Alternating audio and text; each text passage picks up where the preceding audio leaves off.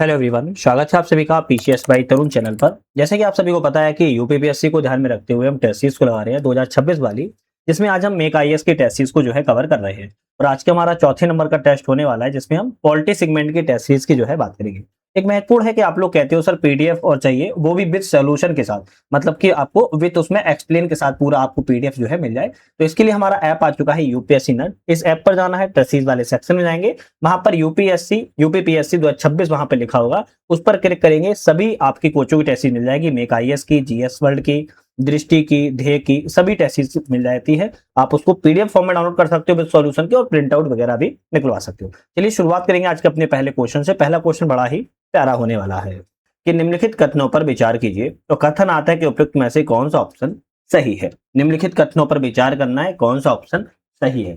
चलिए विचार कर लेते हैं। अनुच्छेद 13 के अनुसार मूल अधिकारों से असंगत या उनका अल्पीकरण करने वाली जो विधियां होती हैं वो शून्य होगी, तथा ये न्यायिक समीक्षा योग्य नहीं होगी। क्या ये न्यायिक समीक्षा योग्य नहीं होंगी?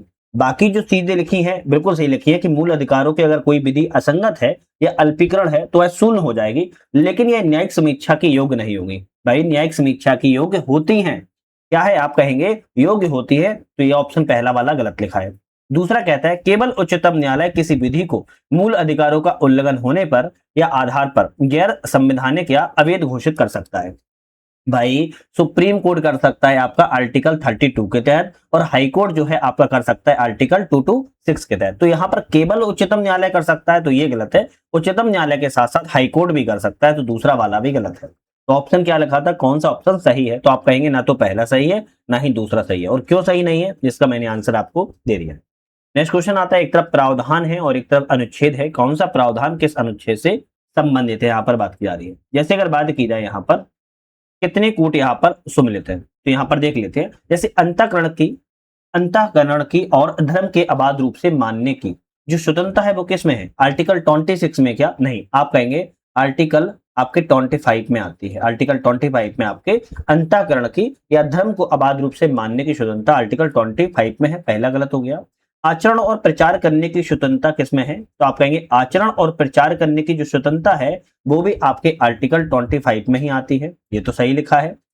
बलात्श्रम प्रतिषेध की बात किया, बलात्श्रम प्रतिषेध किसमें? आर्टिकल 24 में? नहीं, आप कहेंगे आर्टिकल 23 में बलात्श्रम प्रतिषेध है। तो ऑप्शन केवल आपका केवल बी वाला सही है। तो आप कहेंगे केवल एक युग्म यहाँ पर सही है, बाकी ए और सी ऑप्शन यहाँ पर जो है आपके गलत थे।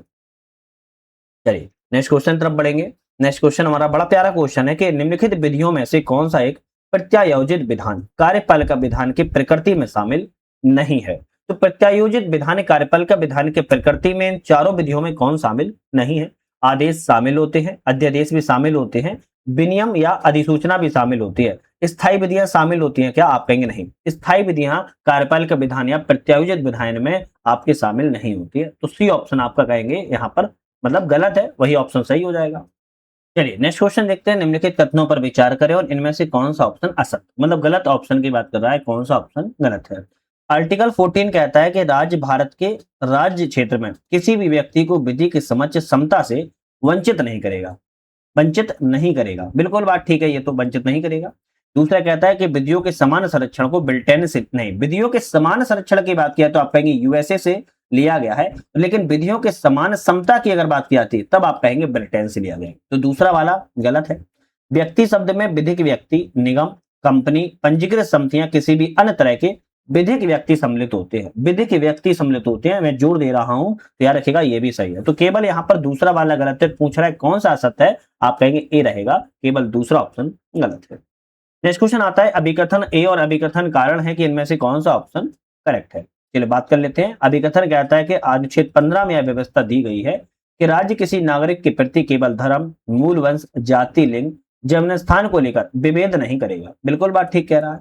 कारण कहता है कि अनुच्छेद 15 के दूसरा प्रावधान यह भी है कि राज्य एवं व्यक्ति के दोनों के विरुद्ध विभेद का प्रतिषेध करता है, जबकि पहले प्रावधान है केवल राज्य में विधिक प्रतिषेध का वर्णन किया गया है।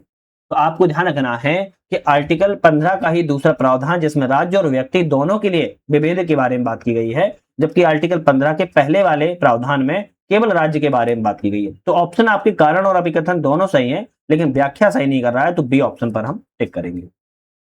नेक्स्ट क्वेश्चन आता है, निम्नलिखित कथनों पर विचार करें। अब विचार क्या करना है कि उपयुक्त में से कौन सा सही नहीं है, मतलब कि इनमें से गलत ऑप्शन कौन सा है। चलिए बात कर लेते हैं। अनुच्छेद 16 के अनुसार किसी भी नागरिक के साथ केवल धर्म, वंश, जाति, लिंग के आधार पर राज्य किसी भी रोजगार के लिए अयोग्य नहीं ठहराया जाएगा। क्या ये सही लिखा है? क्या यह है सही लिखा है? तो अनुच्छेद 16 में क्या लिखा है कि राज्य के अधीन किसी पद पर नियोजन नियुक्ति संबंधित सभी नागरिकों को समान अवसर की क्षमता होगी। किसी भी नागरिक के साथ भेदभाव नहीं किया जाएगा, जिसमें केवल धर्म, वंश, जाति, लिंग के आधार पर जन्म स्थान और निवास भी इसमें जो है क्या है, अयोग्य नहीं ठहराया जाएगा। तो केवल पहला ऑप्शन सही है, तो आप कहेंगे भाई पहला गलत है। दूसरा कहता है कि अनुच्छेद 15 में राज्य के अधीन किसी पद पर नियोजन या नियुक्ति से संबंधित विषयों में सभी नागरिकों के लिए अवसर की जो समता है वो होगी। अवसर की समता होगी। तो अनुच्छेद 16 कहता है, ना कि है 15 कहता है, तो ऑप्शन हम कहेंगे ये भी गलत है। केंद्र सरकार किसी विशेष रोजगार के लिए निवास की शर्त आरोपित कर सकती है। केंद्र सरकार किसी विशेष रोजगार के लिए, तो किसी विशेष रोजगार के लिए निवास की शर्त जो है आरोपित कर सकती है। क्या ये सही है? तो आप कहेंगे निवास की आरोपित तो कर सकती है, संसद कर सकती है, लेकिन किसी विशेष रोजगार के लिए, ना कि केंद्र सरकार, संसद कर सकती है। तो आप कहेंगे तीनों ऑप्शन यहाँ पर सही नहीं है, 1, 2, 3 याद रखिएगा, तीनों ऑप्शन यहाँ पर असत्य है। निम्नलिखित में से कौन सा स्वतंत्रता के अधिकार के अंतर्गत अनुच्छेद 19 में शामिल नहीं है? स्वतंत्रता के अधिकार के अंतर्गत आर्टिकल 19 में कौन सा शामिल नहीं है बात की जा रही है? तो प्राण एवं दैहिक स्वतंत्रता शामिल है। प्राण एवं दैहिक स्वतंत्रता की बात की है आर्टिकल 21 में। किसमें? आर्टिकल 21 में है। सम्मेलन एवं संघ का अधिकार की बात की है, बिल्कुल बात है अनुच्छेद 19 में। असंचरण एवं निवास का अधिकार भी आता है, वाक्य एवं अभिव्यक्ति का अधिकार भी शामिल है। तो आप कहेंगे यहाँ पर बी, सी और डी आर्टिकल 19 में आते हैं, जबकि बात की जाए आपका प्राण एवं दैहिक स्वतंत्रता, यह आपके आर्टिकल इसमें आता है 21 में शामिल है। निम्नलिखित कथनों पर विचार कीजिए और इनमें से कौन सा ऑप्शन सही है। विचार कर लेते हैं। अस्पृश्यता शब्द को न तो संविधान में न ही किसी अधिनियम में परिभाषित किया गया है, बिल्कुल बात ठीक कही जा रही है। अनटचेबिलिटी को, अस्पृश्यता से उपजी किसी नियोग्यता को लागू करना अपराध एवं दंडनीय भी होगा, बिल्कुल बात ठीक है। दोनों ऑप्शन सही है, तो आप कहेंगे सी वाले पे हम टिक करेंगे। नेक्स्ट क्वेश्चन की बात कर लेते हैं। प्रावधान ए है, प्रावधान बी है, मतलब अनुच्छेद है, और प्रावधान है कौन सा, प्रावधान किससे संबंधित है। यहाँ पर सही कितने युग्म सही है बात की जा रही है। जैसे भाग 3 के द्वारा प्रदत्त अधिकारों को, बलों को आदि लागू होने में उपरांतरण करने की शक्ति संसद की है। क्या ये सही है? तो आप कहेंगे इस भाग के द्वारा प्रदत्त अधिकारों का बलों लागू करने के लिए जो उपांतरण की शक्ति संसद की तो है, आर्टिकल 33 में इसका उल्लेख मिलता है, मूल अधिकारों से संबंधित है, बिल्कुल ठीक बात है। दूसरा इसमें क्या कह रहा है, किसी क्षेत्र में सेना विधि प्रवृत्त है तब इस भाग के द्वारा प्रदत्त अधिकारों का निलंबन है। जब किसी क्षेत्र में सेना क्या है, प्रवृत्त है, और इस भाग के द्वारा किस आर्टिकल में आएगा, तो आप कहेंगे आर्टिकल 34 में आएगा, 34 आर्टिकल में आएगा, तो ये गलत हो गया। भाग 3 के उपबंधों को प्रभावी करने के लिए विधान है। भाग 3 के अगर उपबंधों को क्या करना है, प्रभावी करना है, तो विधान किसमें आता है, तो आप कहेंगे संवैधानिक उपचारों का अधिकार इस भाग के द्वारा प्रदत्त अधिकारों को परिवर्तित कराने का एक उपचार होता है, तो आर्टिकल 32 में नहीं आएगा। तो यहाँ पर भी आपका ऑप्शन केवल पहला ए वाला ही ऑप्शन सही रहेगा, जो हमने बताया था कि भाग 33 अनुच्छेद 33 में प्रदत्त अधिकारों, बलों आदि को लागू करने की संसद की शक्ति। नेक्स्ट क्वेश्चन आता है, निम्नलिखित कथनों में विचार करें कौन सा ऑप्शन करेक्ट है। विचार कर लेते हैं। प्रतिषेध संबंधी जो रेट होती है वो सिर्फ न्यायिक एवं अर्ध न्यायिक प्राधिकरणों के विरुद्ध ही जारी की जा सकती है। क्या ये सही है? तो आप कहेंगे बिल्कुल बात ठीक है। प्रतिषेध का मतलब होता है रोकना। क्या मतलब होता है प्रतिषेध का मतलब? रोकना इसका अर्थ होता है। दूसरा कहता है प्रतिषेध का शाब्दिक अर्थ रोकना है, तो हमने जैसे बताया तो पहला और दूसरा दोनों ही सही है, तो बी ऑप्शन पे टिक करेंगे। नेक्स्ट क्वेश्चन आता है कि निवारक हिरासत के संदर्भ में कथनों पर विचार करें कौन सा सही नहीं, गलत कौन सा है। तो निवारक हिरासत के बारे में कौन सा ऑप्शन गलत है। बात की जाए किसी व्यक्ति को पिछले अपराध पर दंडित कर भविष्य में ऐसे अपराध न करने की चेतावनी देना जैसा है। तो किसी व्यक्ति को गिरफ्तारी या निरोध में संरक्षण की बात की जाए तो आर्टिकल पहले तो याद रखो 22 में बात की गई है। हिरासत भी दो तरह की होती है, एक दंड विषय कठोर होती है और एक निवारक विषय होती है। दंड विषय जैसे होती है वो हिरासत व्यक्ति को दंड देती है, अपराध स्वीकार कर लिया हो, अदालत में उसे दोषी ठहराया गया हो, ध्यान रखना है। तो निवारक हिरासत कैसी होती है, जिसमें सुनवाई के साथ अदालत में दोषी ठहराया जाए, है ना। लेकिन गलत है, जिसमें बिना सुनवाई के अदालत में दोषी ठहराया जाए उसे निवारक हिरासत कहते हैं। सुनवाई के साथ नहीं, बिना सुनवाई के, तो दूसरा गलत हो गया। तीसरा कहता है निवारक हिरासत केवल शक के आधार पर एहतियादित होती है। हाँ बिल्कुल ठीक बात है, केवल शक के आधार पर होती है ना। किसी व्यक्ति को पिछले अपराध पर दंडित ना कर भविष्य में ऐसे अपराध करना करने की चेतावनी देना जैसा होता है। तो आप कहेंगे यहाँ पर जो है पहला वाला भी गलत है, दूसरा वाला भी गलत, केवल तीसरा सही है। तो आप बी ए ऑप्शन पे करेंगे। एक और दो दोनों असत्य है, जबकि सी ऑप्शन सही है, तीसरा वाला सही है। नेक्स्ट क्वेश्चन, अभिकथन और कारण आता है, इनमें कौन सा ऑप्शन सही है? अभिकथन कहता है भारत में कोई भी व्यक्ति संविधान प्रदत्त मूल अधिकारों का स्वेच्छा से परित्याग नहीं कर सकता है। नहीं कर सकता है बताइए, कर सकता है नहीं कर सकता है? अरे भाई कर सकता है ना। दूसरा कहता है नहीं कर सकता है, स्वेच्छा से परित्याग जो है नहीं कर सकता, बिल्कुल बात ठीक है। कारण कहता है कि न्यायालय का मानना है कि भारत की अधिकांश जनसंख्या निरक्षर एवं गरीब है। क्या ये दोनों सही है? आप कहेंगे बिल्कुल बात ठीक है, हैं तो दोनों सही, पर व्याख्या नहीं कर रहा है। ए आर दोनों सही है, उसकी व्याख्या जो है नहीं की जा रही है, क्या रखना है। न्यायालय ऐसा मानता है कि भारत की अधिकांश जनता जो है निरक्षर एवं गरीब है, और भारत का सिद्धांत जो है डॉक्ट्राइन ऑफ वेवियर जो है, कोई भी व्यक्ति संविधान प्रदत्त मूल अधिकारों का स्वेच्छा से परित्याग जो है नहीं कर सकता है। इस तरीके से नहीं कर सकता, उसके बहुत ज्यादा प्रोसेस होता है। नेक्स्ट क्वेश्चन है कि धार्मिक स्वतंत्रता के अंतर्गत आर्टिकल 26 में कौन सा अधिकार शामिल नहीं है? भाई आर्टिकल 26 में 26 में कौन सा अधिकार शामिल नहीं है? अपने धर्म विषयक कार्यों का प्रबंधन करने का अधिकार शामिल है।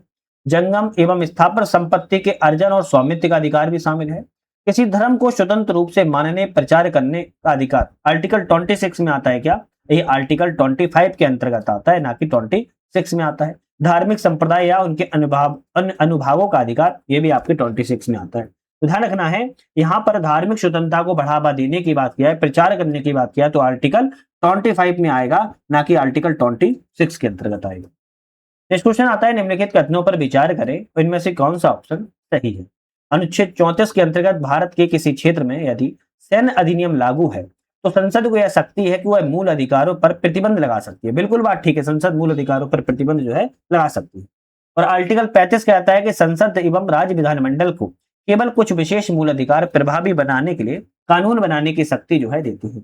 अरे भाई आर्टिकल 35 कहता है कि संसद को केवल, राज्य विधानमंडल को नहीं, संसद को केवल कुछ प्रभावी मूल अधिकार शक्ति है, विधानमंडल को इसमें नहीं आती है। तो ऑप्शन कहेंगे दूसरा वाला तो गलत हो गया, केवल पहला ऑप्शन ही सही है।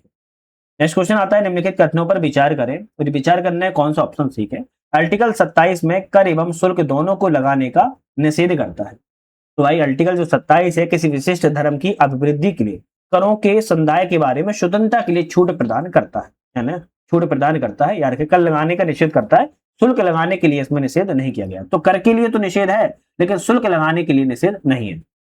दूसरा कहता है राज्य किसी धर्म विशेष की उन्नति के कारण राज्य की धन का प्रयोग नहीं करेगा। तो कह रहा है कि राज्य विभिन्न धर्मों को समान महत्व देते हुए धन खर्च तो करेगा, लेकिन 27 का उल्लंघन नहीं करेगा। आर्टिकल 27 का यह है उल्लंघन जो है नहीं करेगा। तीसरा क्या कहता है, आर्टिकल 28 में किसी विशेष धर्म की अभिवृद्धि के लिए करों के समुदाय के बारे में स्वतंत्रता की चर्चा दी गई है। आर्टिकल 28 में दी गई है क्या? तो आर्टिकल 27 में दी गई है, ना कि 28 में दी गई है। कह रहा है कौन सा ऑप्शन सही नहीं है, गलत ऑप्शन कौन सा है? तो हम कहेंगे केवल 2 युग्म यहाँ पर गलत है, याद रखिए, है ना, 2 युग्म गलत है, एक ऑप्शन सही था। बता दिया है। निम्नलिखित अधिनियमों पर विचार कीजिए, उपयुक्त में से उनके क्रम को व्यवस्थित कीजिए। जैसे बात किया है कि आंतरिक सुरक्षा जो अधिनियम है यह आपके 1971 में आया था। निवारक निरोध अधिनियम है आपके 1950 में आया था। विधि विरुद्ध क्रियाकलाप पर निवारण संशोधन जो अधिनियम है आपका कब आया था? आपका 2019 में आया है। और आतंकवाद निवारक जो अधिनियम है वो आपके 2002 में आया था। तो ऑप्शन कौन सा सही रहेगा? पहले आपका दूसरा आ जाएगा, फिर आपका कौन सा आ जाएगा, फिर पहला वाला आ जाएगा, इसके बाद आपका चौथा तीसरे नंबर पर आ जाएगा, फिर आपका तीसरा चौथे नंबर पर। तो 2 1 3 2 1 4 3 ऑप्शन सी वाला सही है। नेक्स्ट क्वेश्चन आता है निम्नलिखित कथनों पर विचार करें, इनमें से कौन सा ऑप्शन सही है? चलिए विचार कर लेते हैं सही ऑप्शन कौन सा है। सही ऑप्शन कहता है कि 44वें संविधान संशोधन अधिनियम 1976 के द्वारा निरोध की अवधि को बिना सलाहकार बोर्ड के राय के 3 में से 2 माह कर दिया गया है। तो यहां पर ये वाला ऑप्शन ना दूसरे वाला है, 3 में से 2 माह कर दिया गया है। तो कह रहा है कि निरोध की अवधि को बिना सलाहकार बोर्ड के राज्य के 3 माह से 2 माह कर दिया गया 44वें संविधान संशोधन अधिनियम 1976 के माध्यम से। अब ये क्या सही लिखा है? तो आप कहेंगे 76 तो नहीं होगा, 78 होना चाहिए, शायद ये मिसप्रिंट हो गया है ना, मिसप्रिंट हो गया है सर। तो बिल्कुल बात ठीक है यार, ये पहला ऑप्शन अगर मिसप्रिंट को मान लें तो ये ऑप्शन जो है सही लिखा है। दूसरा ऑप्शन कहता है संविधान ने हिरासत मामले में संवैधानिक शक्तियों को संसद एवं विधानमंडल के बीच अलग अलग बांटा है। तो वैधानिक शक्तियों को संसद और विधानमंडल के रूप में विभक्त कर दिया गया है। तो दूसरा ऑप्शन भी करेक्ट है। आप कहेंगे पहला और दूसरा दोनों ऑप्शन सही है, अगर ये मिस प्रिंट को हम मान लें, है ना, क्या रखना। और अगर मिस प्रिंट को नहीं मानते तो केवल सी वाला दूसरा वाला सही है। निम्नलिखित मामलों पर विचार करें, और विचार क्या करना है कि यहाँ पर कौन सा सही है। चलो खैर, बामन राव भारतीय संघ की बात की जाए, बामन राव बनाम भारतीय संघ की बात की जाए तो आपका कब आया था, ये आपका 1981 में आया था। किहोतो होलाहन बनाम साचिल्ड की बात किया है, किहोतो होलाहन बनाम साचिल्ड की बात किया है 1993 से संबंधित है। इंदिरा साइनी बनाम भारतीय संघ की बात किया है तो 1992 से संबंधित है। इसके बाद और भी है क्या, मिनर्वा मिल्स बनाम भारतीय संघ की बात किया है तो आपके 1980 से संबंधित। यहाँ पर कह रहा है कि मिलान बता दो उनका क्रम क्या, तो बाकी हमने आपको मिले हुए बता दिए, तो आप इनको थोड़ा सा याद कर लीजिए, आता है कभी की एग्जाम में। बामन राव वाला 1981, इंदिरा साइनी वाला 1992, आपका मिनर्वा मिल्स 1980 और आपका किहोतो होलाहन वाला 1993। चलिए नेक्स्ट क्वेश्चन आता है, निम्नलिखित कथनों पर विचार करें, उपयुक्त में से कौन सा ऑप्शन असत्य, गलत ऑप्शन इन चारों में कौन सा है। तो अनुच्छेद 154 के क्लोज 4 में कहता है राज्य को इसकी अनुमति होती है कि वह सामाजिक शैक्षणिक रूप से पिछड़े वर्गों या अनुसूचित जाति और जनजाति के विकास के लिए कोई विशेष उपबंध कर सकते। तो आर्टिकल 15 के 4 में राज्य को इसकी अनुमति है कि वह सामाजिक शैक्षणिक रूप से पिछड़े वर्गों, जिसमें शैक्षणिक रूप से पिछड़े वर्गों के साथ साथ अनुसूचित जाति और जनजाति के लिए विशेष उपबंध कर सकते। बिल्कुल ठीक है। दूसरा कहता है कि यह शैक्षणिक संस्थान राज्य को अनुदान प्राप्त केवल साधनिक या अल्पसंख्यक हो सकते हैं। ये शैक्षणिक संस्थान अनुदान प्राप्त हैं, अल्पसंख्यक भी हो सकते हैं, याद रखना है निजी प्रकार के भी हो सकते हैं। कैसे, निजी प्रकार के भी हो सकते हैं। तो दूसरा वाला गलत है। अनुच्छेद 15 का 4 कहता है प्रथम संविधान संशोधन 1951 के माध्यम से जोड़ा गया था। तो 1951 के माध्यम से पहला संविधान जोड़ा गया था, करेक्ट है। केवल एक ऑप्शन यहाँ पर गलत है, आपका दूसरा वाला, जबकि पहला और तीसरा सही है। नेक्स्ट क्वेश्चन आता है प्राण एवं दैहिक स्वतंत्रता के संरक्षण के संबंधी मामलों में कौन सा ऑप्शन करेक्ट है। प्राण एवं दैहिक स्वतंत्रता, पहले तो ये समझ लो कि इस आर्टिकल में आता है, तो आप कहेंगे आर्टिकल 21 में आता है प्राण एवं दैहिक स्वतंत्रता। अब कौन सा ऑप्शन करेक्ट है, तो इस मूल अधिकार में विधि की सम्यक प्रक्रिया के सिद्धांत को अपनाया गया। कैसी प्रक्रिया के, विधि की सम्यक प्रक्रिया को मूल अधिकार में अपनाया गया है। आप कहेंगे बिल्कुल बात ठीक। मूल अधिकार सभी व्यक्तियों को प्राप्त नहीं, सभी व्यक्तियों को प्राप्त नहीं मतलब क्या है, मूल अधिकार भाई सभी व्यक्तियों को प्राप्त होते हैं। तो ऑप्शन कहेंगे हम दूसरा वाला तो गलत है। तीसरा लिखा है विधि के द्वारा स्थापित प्रक्रिया के आधार पर किसी व्यक्ति को उसके प्राण एवं दैहिक स्वतंत्रता से वंचित ही किया जाएगा, अन्यथा नहीं किया जाएगा। बिल्कुल बात ठीक है। मात्र एक मूल अधिकार है जो आपातकाल में भी निलंबित नहीं किया जा सकता। आप कहेंगे आर्टिकल 20 एवं 21, है ना, मूल अधिकार है जिन्हें आपातकाल में निलंबित नहीं किया जाता है। क्या रखना है ना, आर्टिकल 20 और 21 एक ऐसे मूल अधिकार होते हैं जिन्हें आपातकाल में भी निलंबित नहीं किया जा सकता है। तो यहां पर बात की जा रही है कौन से सही है, तो 1, 3, 4 सही है, जबकि ऑप्शन आपका यहाँ पर दूसरा वाला गलत था। क्यों, क्योंकि मूल अधिकार सभी व्यक्तियों को प्राप्त होते हैं। अगर आ जाता कि सभी नागरिकों को होते हैं तो थोड़ा सा गलत हो सकता था। वह मूल अधिकार ध्यान रखना है किसको, सभी व्यक्तियों को प्राप्त होते हैं, रखेगा। चलिए नेक्स्ट क्वेश्चन की बात कर लेते हैं। नेक्स्ट क्वेश्चन आता है भारतीय संविधान के अनुच्छेद 16 के 4 में पिछड़ा वर्ग के लिए राज्य की सेवाओं में आरक्षण का प्रावधान किया गया है। इसके बारे में कौन सा ऑप्शन सही। भाई 16 के 4 में पिछड़ा वर्ग के लिए किया जा रहा है कि राज्य की सेवाओं में आरक्षण का प्रावधान है, कौन सा सही है। पिछड़ा वर्ग का आधार सामाजिक शैक्षणिक और आर्थिक, पिछड़ा वर्ग का आधार सामाजिक शैक्षणिक आधार पर है क्या, आप कहेंगे पिछड़ा वर्ग का आधार शैक्षणिक और सामाजिक माना जाएगा, इसमें आर्थिक की बात नहीं की गई, तो पहला गलत हो गया। राज्य की सेवाओं में उस वर्ग का प्रतिनिधित्व पर्याप्त नहीं हो तब उसको माना जाएगा, बिल्कुल ठीक है। तो आप कहेंगे केवल दूसरा वाला सही है, पहला वाला ऑप्शन गलत है। क्रीमी लेयर के संदर्भ में कौन सा ऑप्शन सही है, विचार कीजिए। क्रीमी लेयर के बारे में कहा जा रहा है, कौन सा ऑप्शन करेक्ट। जैसे बात की जाए क्रीमी लेयर के बारे में, इसके अंतर्गत पिछड़ा वर्ग आरक्षण का लाभ उठा सकते हैं। भाई पिछड़ा वर्ग आयोग का लाभ उठा सकते हैं क्या, तो आप कहेंगे नहीं उठा सकते हैं। पिछड़ा वर्ग में क्रीमी लेयर की पहचान के लिए रामानंद समिति का गठन किया गया था। तो पिछड़ा वर्ग के लिए रामानंद समिति का गठन किया गया है, बिल्कुल बात ठीक है, किया गया था, है ना। रामानंद समिति का गठन जो है किया गया था, कब किया गया था, 1993 में किया गया था। तीसरा कहता है जिसके पास एक छूट सीमा से अधिक की संपत्ति है क्रीमी लेयर के अंतर्गत नहीं आते। भाई जिसके पास छूट सीमा से अधिक की संपत्ति है वे क्रीमी लेयर के अंतर्गत आएंगे, क्योंकि छूट सीमा का निर्धारण राज्य करते हैं। तो ऑप्शन कहेंगे केवल दूसरा वाला ही यहाँ पर सही है, जबकि पहला और तीसरा गलत है ना, क्रीमी लेयर के बारे में। नेक्स्ट क्वेश्चन आता है निम्नलिखित कथनों पर विचार करें और कौन सा ऑप्शन यहाँ पर सही है। विचार कर लेते हैं। अनुच्छेद 31 का कहता है कि न्यायिक समीक्षा के अंतर्गत नहीं आता। 31 का न्यायिक समीक्षा के अंतर्गत नहीं आता। अरे भाई आता है ना, आता है, तो पहला गलत हो गया। इस अनुच्छेद के अंतर्गत बनाई गई विधियों को अनुच्छेद 14 और 19 के एवं प्रदत्त मूल अधिकारों के उल्लंघन के आधार पर अवैध नहीं ठहराया जा सकता। बिल्कुल बात ठीक है। अगर इसके अंतर्गत कोई विधि बनाई जाती है तो आपकी 14 और 19 के आधार पर इसको वरीयता दी जाती है, वैध नहीं ठहराया जाएगा। तो दूसरा सही है। तो हम कहेंगे केवल दूसरा सही है, पहला ऑप्शन गलत है। भाई पढ़ना पड़ेगा, पढ़ने से ही आएगा, वरना आप सोच रहे हो कि बस बैठे बैठे हो जाएगा। अब ऐसा नहीं पूछा जाएगा अपरस्था का सिद्धांत किस आर्टिकल में, अब वो जमाना चला गया है ना। निम्नलिखित कथनों पर विचार करें, कौन सा ऑप्शन सही नहीं है। गलत ऑप्शन यहाँ पर कौन सा, क्या कहता है, उच्चतम न्यायालय और उच्च न्यायालय सुप्रीम कोर्ट और हाई कोर्ट को रिट निकालने की शक्ति एक समान है।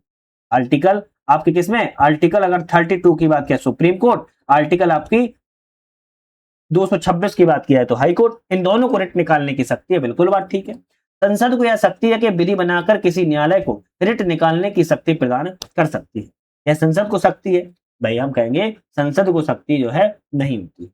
दूसरा गलत है। मूल अधिकार भारतीय सर्वोच्च न्यायालय अन्य मूल क्षेत्र अधिकार है। बिल्कुल बात ठीक है। तो पहला और तीसरा तो यहाँ पर सही है, जबकि दूसरा वाला गलत है।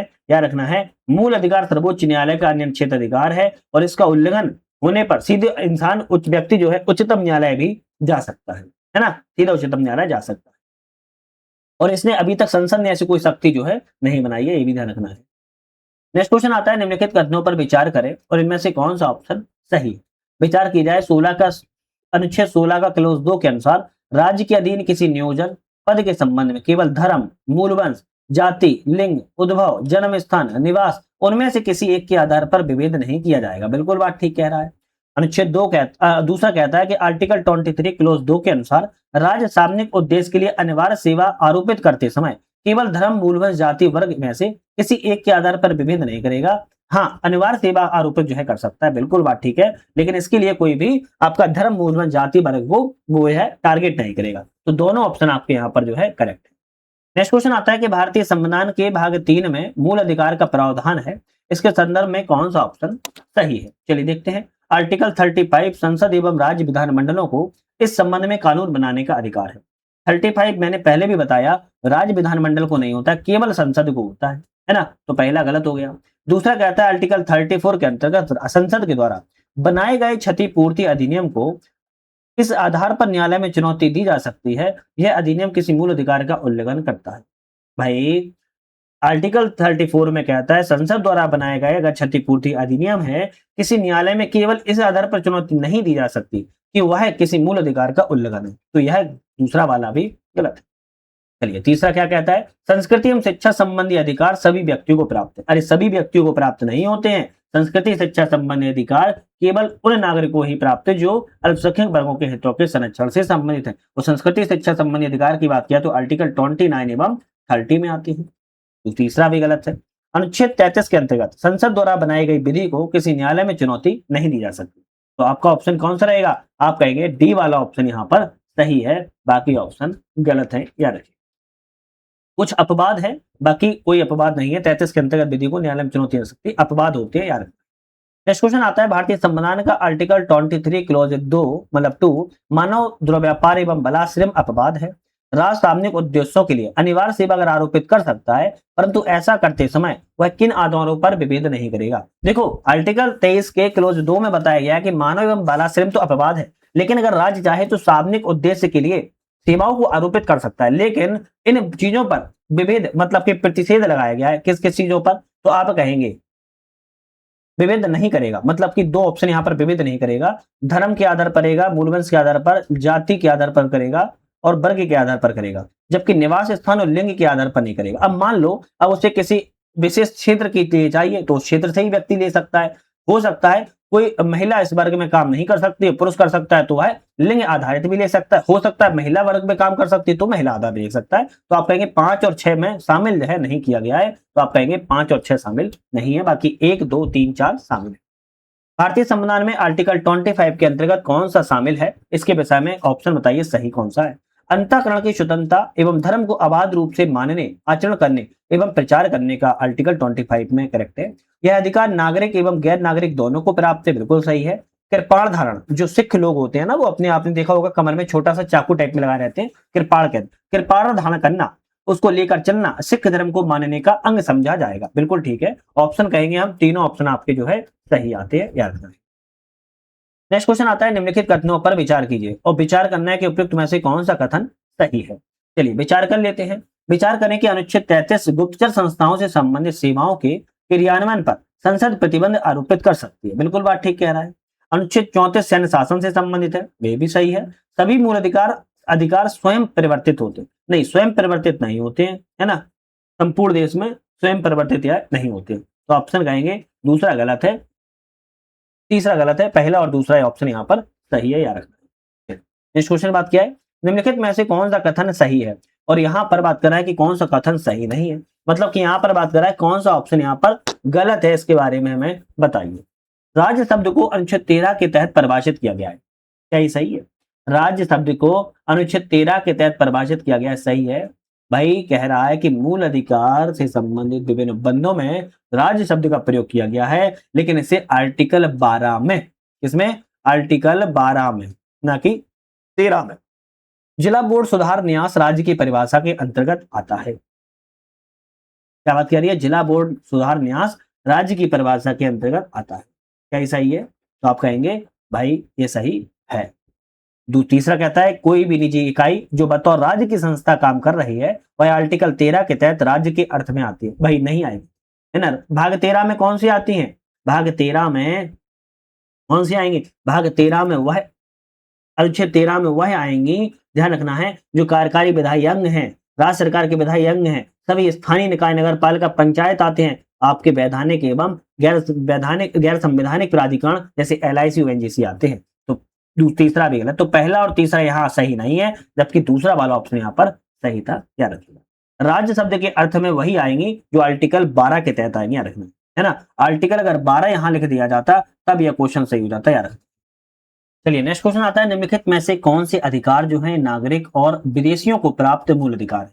नागरिक और विदेशियों को प्राप्त, धर्म की अभिवृद्धि के लिए प्रयास स्वतंत्रता, ये तो नहीं आएगा जी आपका, लेकिन आर्टिकल धर्म वाला जो आएगा वो आर्टिकल 25 में आएगा, याद रखना है। बलात्संग और अवैध मानव व्यापार के विरुद्ध प्रतिषेध की बात करें तो आर्टिकल 23 में आता है। कुछ विशिष्ट संस्थाओं में धार्मिक आदेशों को जारी करने की बात की जाए तो आपका आर्टिकल 28 में आएगा। अल्पसंख्यकों को शिक्षा संबंधी अधिकार, हाँ ये आपका आ सकता है शिक्षा संबंधी अधिकार, लेकिन याद रखना है इसमें शत्रु देशों को छोड़कर ही आएगा, विदेशियों को प्राप्ति जो है शत्रु देश को छोड़कर आएगा। हालांकि इस क्वेश्चन को मैं डी ऑप्शन सही मान लेता हूं, लेकिन अगर किसी को कंफ्यूजन लगे तो इसको आप थोड़ा अवॉइड करने की कोशिश करिएगा, है ना। बाकी ऑप्शन डी वाला यहाँ पर सही। निम्नलिखित कथनों पर विचार कीजिए, ऑप्शन यहाँ पर कौन सा ऑप्शन करेक्ट है। जैसे बात की जा रही है कौन सा ऑप्शन यहाँ पर सही है, तो भारतीय व्यवस्था में संविधान भारत में व्यक्तिगत अधिकार का परिणाम है। क्या कह रहे हैं कि भारतीय व्यवस्था में संविधान भारत में व्यक्तिगत अधिकार का परिणाम है। दूसरा कहता है कि इच्छाधीन व्यक्तियों की अनुपस्थिति की अवधारणा भारतीय व्यवस्था में निहित है। इच्छाधीन व्यक्तियों की अनुपस्थिति की अवधारणा भारतीय व्यवस्था में निहित है। ऑप्शन यहाँ पर कह रहा है कौन सा ऑप्शन सही है, तो हम कहेंगे इच्छाधीन वाला तो केवल सही था, जबकि पहला वाला ऑप्शन यहाँ पर गलत था, है ना। तो यहाँ पर ऑप्शन केवल बी वाला सही। निम्नलिखित कथनों पर विचार करें, ऑप्शन यहाँ पर कौन सा सही है, विचार कर लेते हैं। विधि के समक्ष समता एक का नियम एक पूर्ण नियम है, विधि के समता का नियम एक पूर्ण नियम, अरे भाई पूर्ण नियम नहीं होता है तो गलत है। भारत के राष्ट्रपति विधि के समक्ष समता के नियम के अपवाद स्वरूप है, बिल्कुल ठीक है, तो आप कहेंगे दूसरा वाला ही सही है, भारत के राष्ट्रपति विधि के समता के नियम के अपवाद स्वरूप है, जबकि विधि के समक्ष समता का नियम एक पूर्ण नियम नहीं होता है, याद रखना। नेक्स्ट क्वेश्चन आता है, निम्नलिखित कथनों पर विचार कीजिए और विचार करना है कि यहाँ पर कौन सा ऑप्शन करेक्ट है। चलिए विचार कर लेते हैं।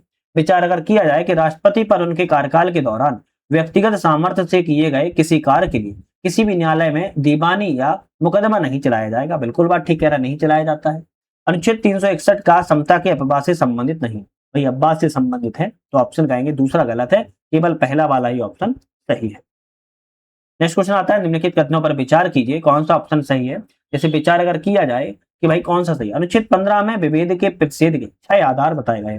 अरे भाई अनुच्छेद बात की जाए तो यहाँ पर विभेद के 6 आधार बताए गए क्या, तो आप कहेंगे नहीं, धर्म, मूलवंश, जाति, लिंग, जन्म स्थान, 5 आधार बताए गए। कितना? 5 आधार बताए, कौन कौन से हैं? धर्म, मूलवंश, जाति, लिंग, जन्म स्थान, ये 5 आधार जो है बताए गए, तो 6 नहीं बताएगा, तो पहला गलत हो गया। अनुच्छेद 15 में केवल शब्द का अभिप्राय विभेद के प्रतिषेध के आधारों के अतिरिक्त अन्य आधारों पर मतभेद से है, तो आप कहेंगे हाँ बिल्कुल ठीक है, तो केवल सी वाला ऑप्शन रहेगा, दूसरा वाला, जबकि पहला वाला ऑप्शन यहाँ पर गलत था। नेक्स्ट क्वेश्चन में बात करेंगे 93वां संविधान संशोधन अधिनियम 2005 में किस अधिनियम से संबंधित है? भाई 93वां जो आपका संविधान संशोधन अधिनियम हुआ था किससे संबंधित है? आर्टिकल 15 से संबंधित। कौन सा? आर्टिकल 15 से संबंधित है, याद रखिएगा। चलिए बात की जाए, निम्नलिखित कथनों पर विचार करें, कौन सा ऑप्शन सही है? चलिए विचार कर लेते हैं। तो विचार किया जाए कि किसी भी व्यक्ति को निवास के स्थान के आधार पर राज्य के किसी भी रोजगार या कार्यालय के लिए अयोग्य नहीं ठहराया जाएगा। भाई ठहराया जा सकता है ना? आपकी बात हमने बताई थी कि निवास के आधार पर जो है ठहराया अयोग्य जा सकता है, तो ऑप्शन कहेंगे पहला वाला गलत है। दूसरा कहता है संसद किसी विशेष रोजगार के लिए निवास की शर्त आरोपित कर सकती है, जैसा कि बात सही है, कर सकती है। अनुच्छेद 16 जो है किसी पद पर नियोजन से संबंधित विषयों में सभी व्यक्तियों के लिए अवसर की समता से संबंध नहीं, सभी व्यक्तियों की सेम नहीं होगी, ये भी गलत है। तो ऑप्शन कहेंगे केवल दूसरा वाला ही सही है, पहला और तीसरा ऑप्शन यहाँ पर गलत है। निम्नलिखित कथनों पर विचार कीजिए और कौन सा ऑप्शन यहाँ पर सही है, विचार करना है कौन सा ऑप्शन करेक्ट है। अनुच्छेद 17 अस्पृश्यता के किसी भी रूप का आचरण निषिद्ध करता है।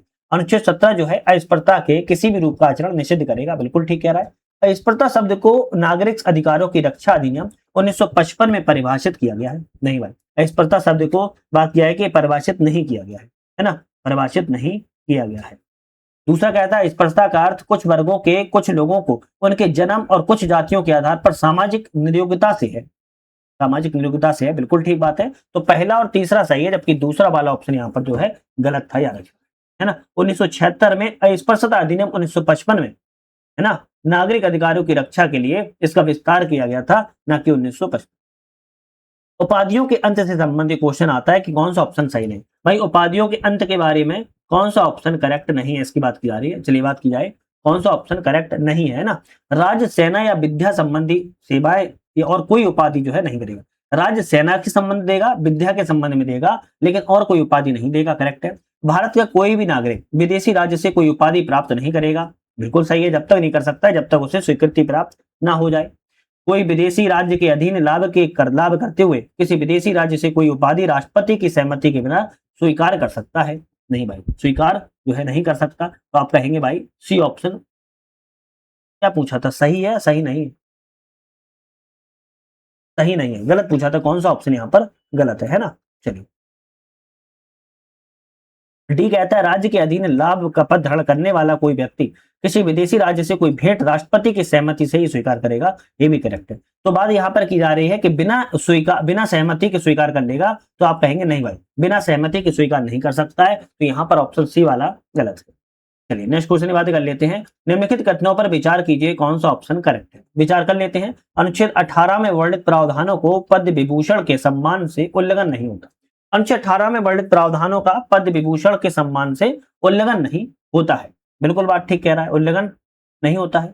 पुरस्कार पाने वालों के नाम के प्रत्यय या उपसर्ग के रूप में इसका इस्तेमाल नहीं होता है, मतलब कि नाम के आगे और पीछे जो है पद भूषण भूषण भारत रत्न को नहीं लगाया जाएगा, ये भी करेक्ट है। राष्ट्रीय पुरस्कारों को 1954 से प्रतिवर्ष प्रदान किया गया है, तो राष्ट्रीय पुरस्कारों को 1954 से प्रतिवर्ष प्रावधान किया गया है क्या? तो आप कहेंगे नहीं। 1977 में मोरारजी देसाई ने इस क्रम को तोड़ा था, फिर 1980 में इसको पुनः प्रारंभ किया गया। तो 1954 से तो बनाया गया था, लेकिन 1977 में इसको स्टॉप कर दिया गया, फिर 1980 में इसको फिर निरंतर बना दिया गया। तो तीसरा वाला गलत है, केवल पहला और दूसरा सही है।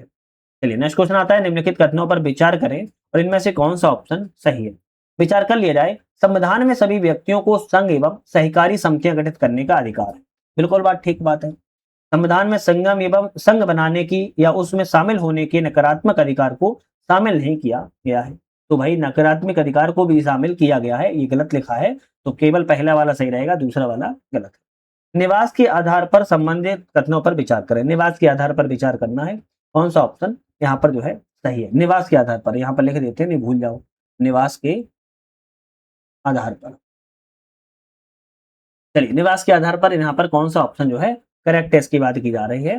तो बात की जाए किसी भी व्यक्ति को देश के किसी भी हिस्से में बसने का अधिकार है, किसी भी हिस्से में बसने का अधिकार है, नहीं ऐसा नहीं, कुछ में इसमें रिस्ट्रिक्शन जो है लगाई गई है। दूसरा है कहीं भी अस्थायी रूप से रहना संविधान में मूल अधिकार है, बिल्कुल ठीक है। तीसरा है संविधान में देश के किसी भी हिस्से में व्यवस्थित होने का अधिकार है, बिल्कुल बात ठीक है। राज्य आम लोगों के हित में इस अधिकार पर प्रतिबंध भी लगा सकता है, बिल्कुल ठीक बात है, प्रतिबंध लगा सकता है। तो दूसरा, तीसरा, चौथा सही रहेगा, जबकि पहला वाला ऑप्शन में यहाँ पर जो है गलत है ना। किसी भी हिस्से में रहने का अधिकार मतलब अस्थायी से भी रह सकता है। नेक्स्ट क्वेश्चन आता है, संयम एवं संघ बनाने का अधिकार निम्नलिखित में से किस आधार पर युक्त प्रतिबंध लगाया जा सकता है। संगम या संघ बनाने का अधिकार जो है उस पर एक प्रतिबंध भी लगाया जा सकता है। किन आधारों पर प्रतिबंध लगाया जा सकता है? राष्ट्र की एकता पर, संप्रभुता की अखंडता पर, सार्वजनिक आदेश पर, नैतिकता। इन चारों ही आदेशों पर प्रतिबंध भी लगाया जा सकता है। आप कहेंगे सी ऑप्शन करेक्ट है। नेक्स्ट क्वेश्चन आता है, निम्नलिखित कथनों में कौन सा ऑप्शन असत्य है? सही ऑप्शन इन चारों में कौन सा है, इसकी बात की जा रही है। तो किसी प्रवृत्ति विधि का अतिक्रमण करने पर किसी व्यक्ति को अपराध के लिए दोष सिद्ध नहीं ठहराया जाएगा। अरे भाई, दोष सिद्ध ठहराया जा सकता है ना, ये तो गलत हो गया। भारतीय नागरिक के अतिरिक्त अन्य किसी व्यक्ति को स्वयं के अपने विरुद्ध साक्षी होने के लिए बाध्य किया जा सकता है? नहीं, बाध्य नहीं किया जा सकता। यहाँ पर सभी उपयुक्त सही नहीं, तो हम कहेंगे उपयुक्त में से कोई भी ऑप्शन यहाँ पर सही नहीं है, दोनों ऑप्शन गलत है। कौन सा युग्म यहाँ पर सही नहीं है, बात करें, एक तरफ अनुच्छेद है और एक तरफ विषय है। कौन सा अनुच्छेद से संबंधित यहाँ पर गलत है, इसके बारे में बात की जा रही है। जैसे आर्टिकल 21 कहता है 6 से 14 वर्ष तक के बच्चों को शिक्षा। आर्टिकल 21 क्या कहता है? 6 से 14 वर्ष तक के बच्चों को निःशुल्क एवं अनिवार्य शिक्षा उपलब्ध करवाई जाए। क्या ये सही है? 6 से 14 वर्ष के बच्चों को शिक्षा, आर्टिकल 21 का, बिल्कुल ठीक बात है। दूसरा कहता है आर्टिकल 45 14 वर्ष की आयु पूरी करने तक निःशुल्क और अनिवार्य शिक्षा देने का उपबंध। तो भाई क्या कह रहा है कि आर्टिकल 45 कहता है सभी बच्चों को 14 वर्ष की आयु पूरी करने तक निःशुल्क और अनिवार्य शिक्षा देने के बारे में उपबंध का प्रयास। आर्टिकल 51 क्या कहता है? 6 से 14 वर्ष तक की उम्र के बच्चों को निःशुल्क और अनिवार्य शिक्षा। अरे 51 में तो बात इसकी बात की गई है, प्रत्येक नागरिक का कर्तव्य 6 से 14 वर्ष के बच्चों को शिक्षा प्रदान करवाई जाए।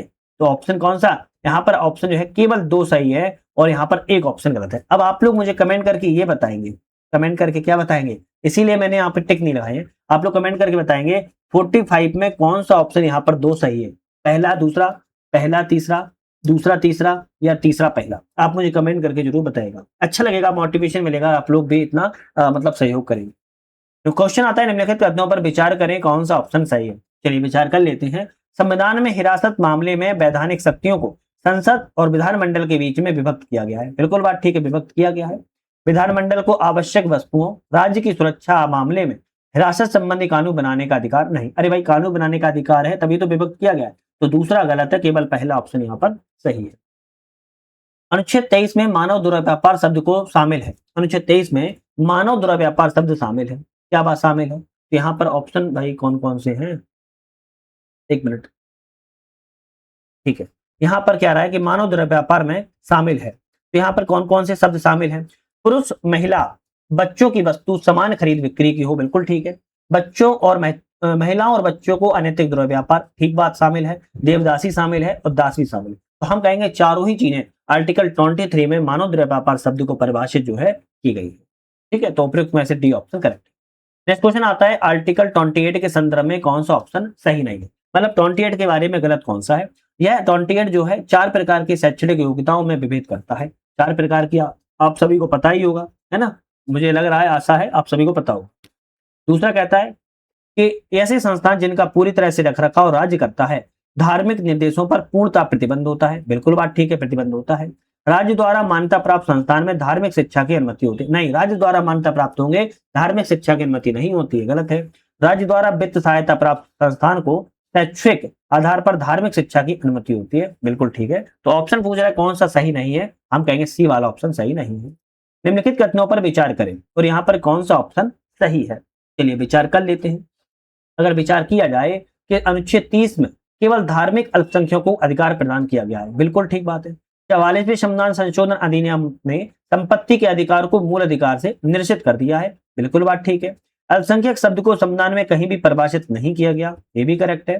सभी अल्पसंख्यक वर्गों को अपनी रुचि की शिक्षा संस्थाओं की स्थापना करने का अधिकार है, ये भी करेक्ट है। ऑप्शन कहेंगे हम, चारों ऑप्शन यहाँ पर सही है।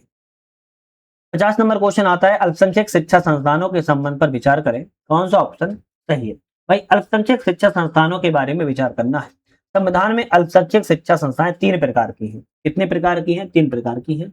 राज्य से आर्थिक सहायता प्राप्त, ऐसे संस्थान जो राज्य से मान्यता लेते हैं लेकिन आर्थिक सहायता प्राप्त नहीं लेते हैं, ऐसे संस्थान जो राज्य से मान्यता प्राप्त तो सहायता दोनों ही नहीं लेते। तो आप कहेंगे बिल्कुल बात ठीक कह रहा है।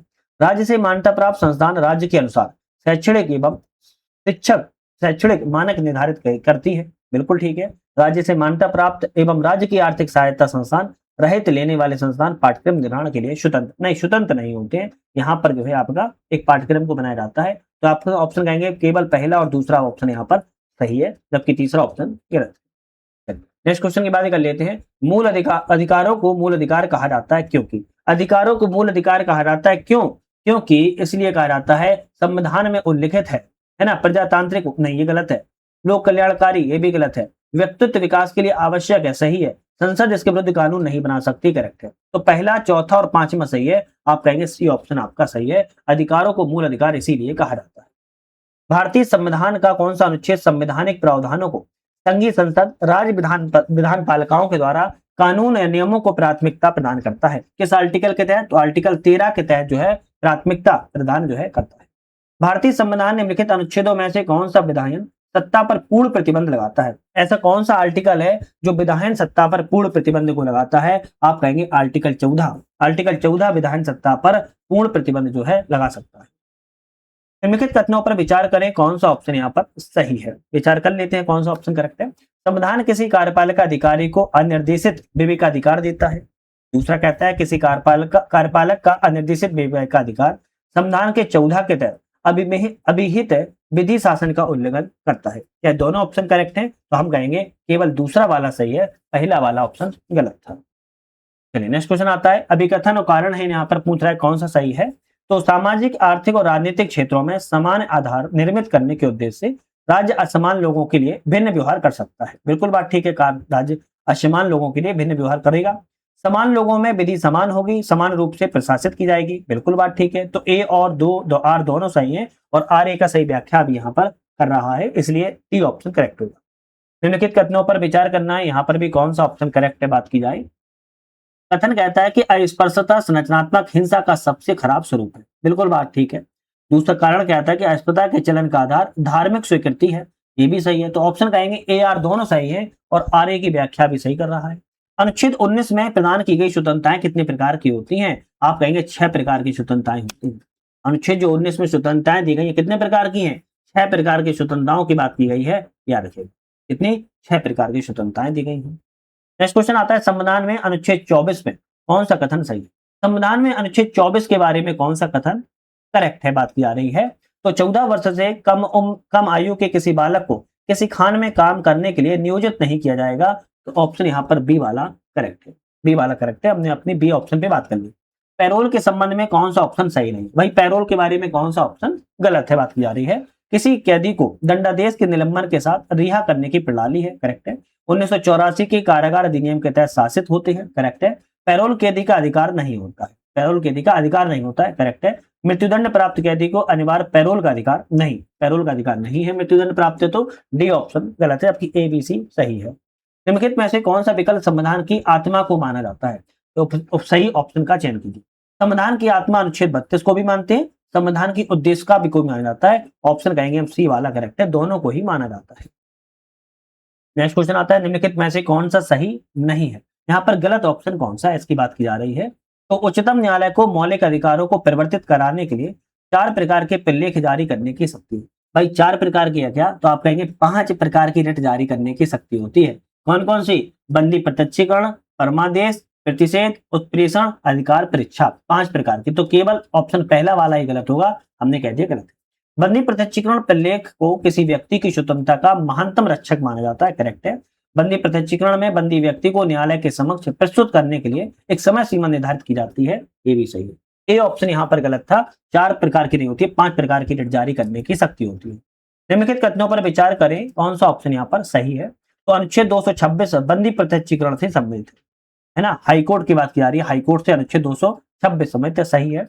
निरोध को अवैध पाया जाने पर निरुद्ध व्यक्ति को तत्क्षण आजाद कर दिया जाता है, बिल्कुल बात ठीक है।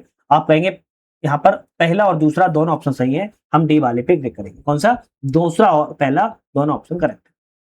नेक्स्ट क्वेश्चन आता है 108 सम्मिलित कीजिए कितनी युग्म यहाँ पर सही है। सूची 1 और सूची 2 है, यहाँ पर कितने ऑप्शन यहाँ पर करेक्ट है इसकी बात की जा रही है। चलिए बात की जाए, जैसे मौलिक कर्तव्य, मौलिक कर्तव्य की बात किया, संविधान का 42वें संविधान संशोधन है तो हम यहाँ पर तीसरे से मिला देंगे।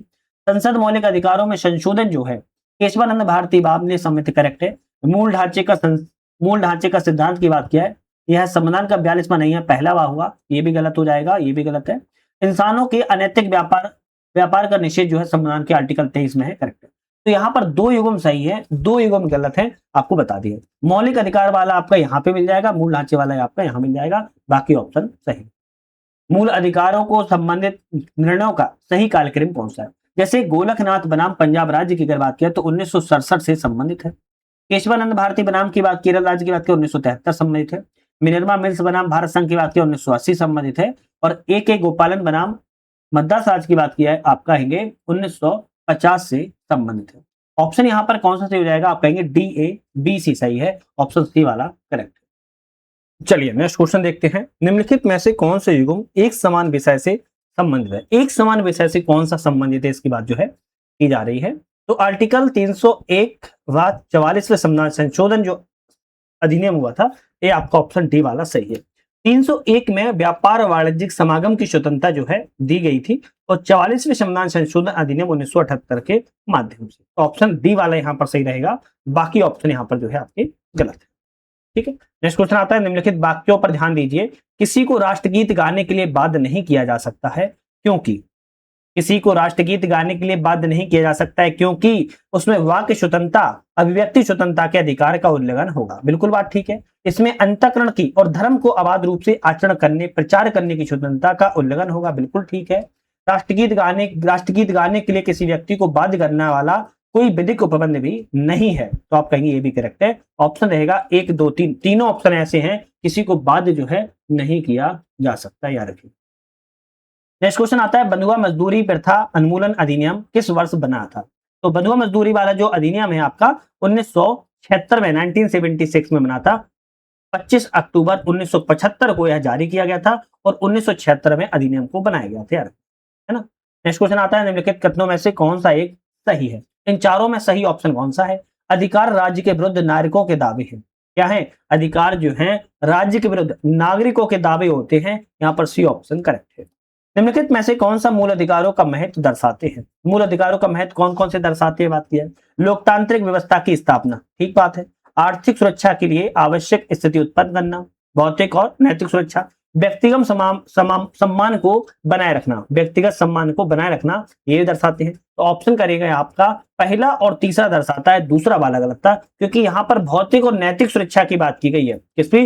भौतिक और नैतिक सुरक्षा की बात की गई है। नेक्स्ट क्वेश्चन आता है। एक ऐसी याचिका जो न्यायपालिका के द्वारा जारी की जाती है जिसमें कार्यपालिका से कहा जाता है कि वह ऐसा कार्य करे जो उसे प्रदत्त शक्तियों के अंतर्गत करना चाहिए, और इस रिट को क्या कहा जाता है? इस रिट को भैया क्या कहते हैं? मेमेंडस कहते हैं, मेंडबस कहा जाता है, सॉरी मेंडबस जो है कहा जाता है, जिसे परमादेश कहते हैं। क्या कहते हैं? परमादेश कहते हैं, याद रखिए। मतलब हम आदेश देते हैं, क्या करते हैं? हम आदेश देते हैं, मेंडबस कहा जाता है। चलिए नेक्स्ट क्वेश्चन आता है। निम्नलिखित कथनों पर विचार करें, और विचार करना है कि उपयुक्त में से कौन सा ऑप्शन सही है। अनुच्छेद 31 की काम है संपदाओं आदि के अर्जन के लिए उपबंध करने वाली विधियों को व्यावृत्ति से संबंधित है। क्या ये सही है? आप कहेंगे बिल्कुल बात ठीक है, सही है। दूसरा है अनुच्छेद 31 का कहा राज्य को न्यायिक समीक्षा से उन्मुक्ति प्रदान करता है। भाई न्यायिक समीक्षा से उन्मुक्ति प्रदान नहीं करता है, ये गलत है। अनुच्छेद 31 का कहा सांविधिक की निर्धारित सीमा के अंदर प्रयुक्त भूमि के राज्य द्वारा अधिकृत करने पर क्षतिपूर्ति की व्यवस्था करता है। बिल्कुल ठीक है, पहला और तीसरा सही है, जबकि दूसरा ऑप्शन गलत है। आईआर कोल्हू केस संबंधित है। आईआर कोल्हू केस कैसे संबंधित है? आप कहेंगे 9वीं अनुसूची से संबंधित है। कौन सा? 9वीं अनुसूची से संबंधित है। अनुच्छेद 22 के 2 के संदर्भ में कौन सा विकल्प सही है? अनुच्छेद 22 के 2 के बारे में।